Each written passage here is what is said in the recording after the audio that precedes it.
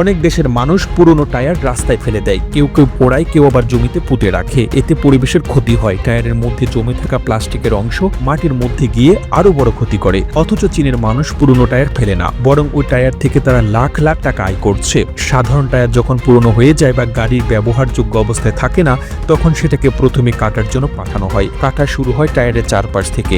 এরপর ধীরে ধীরে পুরো টায়ারকে একদম ফ্ল্যাট আকারে খুলে ফেলা হয়। এরপর যা করা হয় সেটা শুনলে অনেকের বিশ্বাস হবে না। ওই টায়ারের ভেতরের অংশে এক ধরনের পাতলা রাবারের শীট বসানো হয়। সেটা বসানোর পর পুরো টায়ারকে এমনভাবে বাঁকানো হয় যাতে সেটা গোলাকার শক্ত একটা বালতির মতো হয়ে যায়। এরপর ওই বালতির চারপাশ আর নিচের অংশ খুব ভালোভাবে জোড়া দেওয়া হয়। একদম শক্তভাবে বানানোর পর এই টায়ার বালতি মাঠে পশুদের খাবার দেওয়ার জন্য ব্যবহার করা হয়, কারণ এতে রাখা খাবার সহজে নষ্ট হয় না।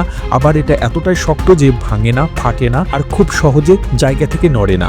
সবচেয়ে বড় সুবিধা হচ্ছে এটা অনেক বছর চলে, তাই কৃষক বা গৃহস্থদের বারবার নতুন বালতি কিনতে হয় না। চীনের অনেক গ্রামে এখন এই পুরনো টায়ার দিয়ে বানানো বালতির এত চাহিদা যে আলাদা করে টায়ার সংগ্রহ করতে হয়।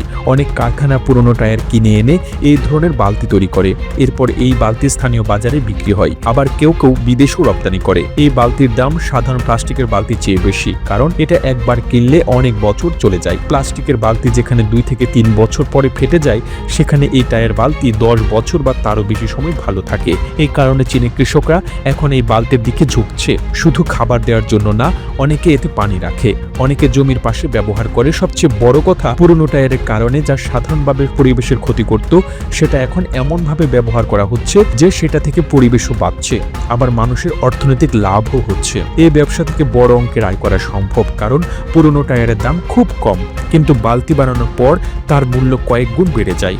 এখন চীনের বাজারে এই বালতির চাহিদা এতটাই বেশি যে অনেকে পুরনো টায়ার কিনে রাখছে শুধু এই কাজে লাগানোর জন্য। প্রতিবেদনটি তৈরিতে তথ্য ও উপাত্তের সাহায্য নেওয়া হয়েছে দূরবীন ডেইলি নিউজ নামক ফেসবুক পেজ থেকে। আর এতক্ষণ আপনারা সঙ্গে ছিলেন বিশ্ব বাংলার। সেই সঙ্গে আপনি বাংলাদেশের কোন জেলা থেকে এই ভিডিওটি দেখছেন আমাদের কমেন্ট করে জানান। আমরা পরবর্তী ভিডিওতে আপনাকে ধন্যবাদ জানাতে ভুলব না। এতক্ষণ বিশ্ব বাংলার সাথে থাকার জন্য অসংখ্য ধন্যবাদ।